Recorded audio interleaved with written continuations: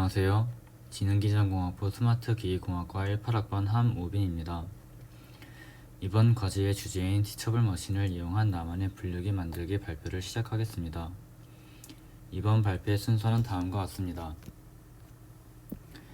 해당 주제를 선정한 이유, 프로젝트 과정, 티처블 머신에 학습시키기, 테스트 결과, 그리고 보완해야 할 점입니다. 우리 주변에서는 다양한 강아지들을 발견할 수 있습니다. 산책하고 있는 강아지나 유모차를 타고 있는 강아지, 주변 냄새를 맡고 있는 강아지 등 다양하고 많은 강아지들을 찾아볼 수 있습니다. 그리고 그 중에는 짖고 있는 강아지들도 있을 텐데요. 짖는 강아지의 소리를 듣고 어떤 강아지인지 알고 싶을 때, 또는 비슷한 외모를 가지지만 종이 다른 강아지를 분리해보고 싶을 때 이 분류기를 이용하면 쉽게 알 수 있습니다.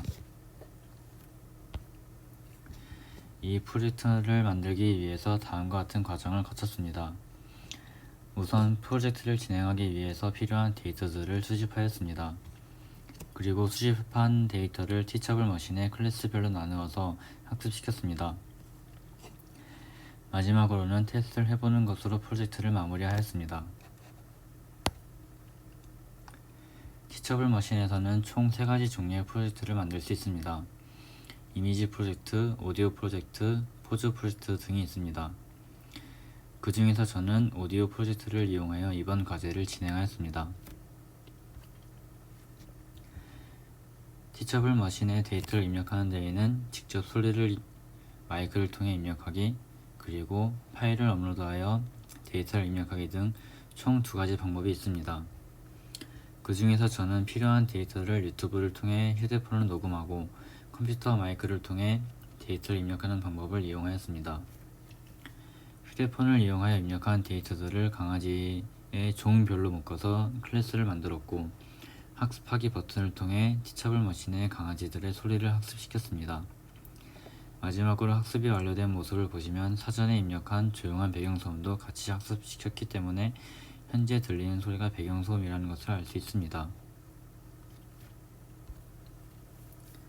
학습을 완료한 후의 모습입니다. 테스트 결과 강아지들의 소리를 비교적 잘 구분하고 있다는 것을 알 수 있습니다. 하지만 아쉬운 부분도 있었는데요. 사람이 말을 하다가도 중간에 텀이 있듯이 강아지들이 짖는 소리 중간중간에는 공백이 있었습니다. 그때 티처블 머신이 들려주는 강아지 소리가 다른 강아지 소리로 인식할 때도 있다는 것입니다.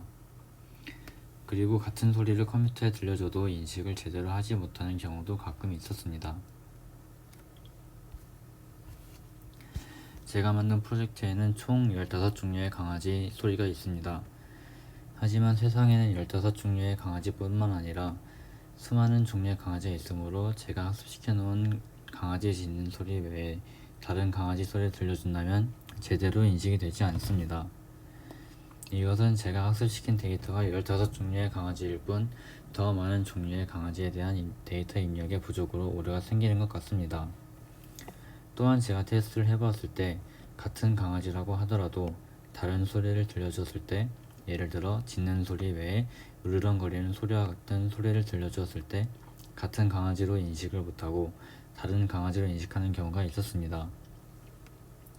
이것은 제가 입력해 놓은 데이터가 강아지가 짖는 소리의 일부일 뿐 같은 종이라도 상황에 따라 다른 소리를 내기 때문일 것입니다.